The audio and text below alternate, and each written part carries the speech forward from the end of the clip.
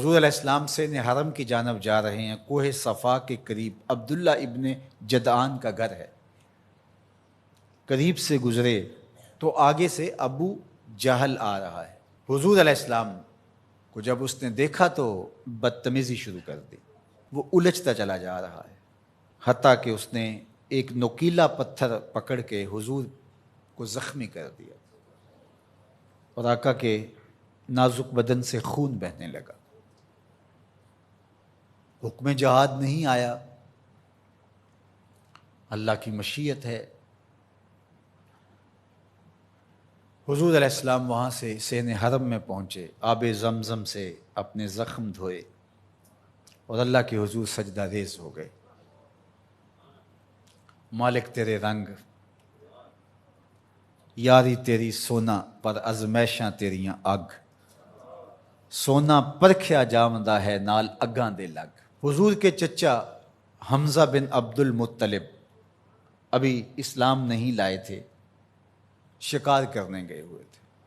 یہ جب شکار کر کے آتے تو بڑے اطراء کے چل رہے ہوتے، تو دو لونڈیاں آپس میں بات کر رہی تھی کہ اگر اس کو پتہ ہوتا نا کہ اس کے بھتیجے کے ساتھ آج عمر بن حشام نے کیا سلوک کیا ہے تو آج اس کی یہ چال نہ ہوتی۔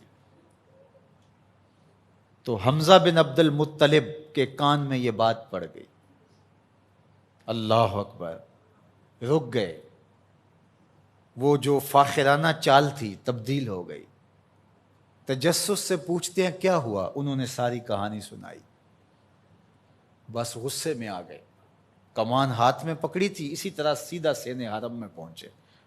صنادید قریش نشستیں جمائے بیٹھے تھے، ابو جہل بھی اپنے چیلے چانٹوں کے ساتھ ایک نشست پہ براجمان تھا۔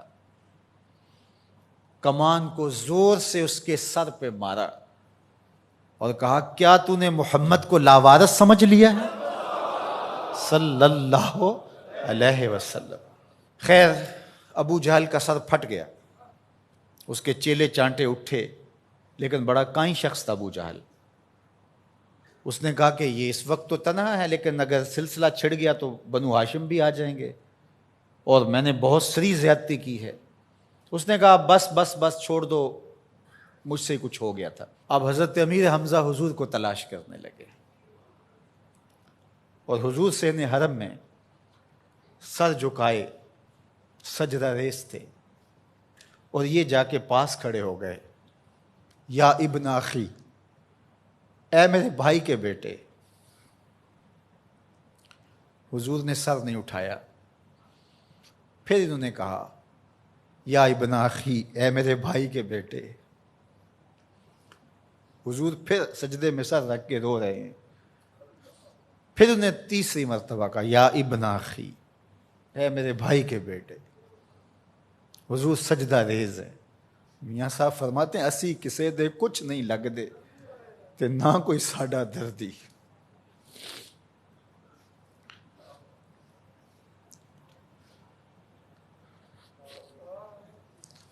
خیر حضور نے سر انور اٹھایا تو کہا بھتیجے تو خوش ہو جا، میں تیرا بدلہ لے آیا ہوں۔ حضور نے بڑی بے نیازی سے کہا کہ چچا مجھے کوئی خوشی نہیں ہوئی۔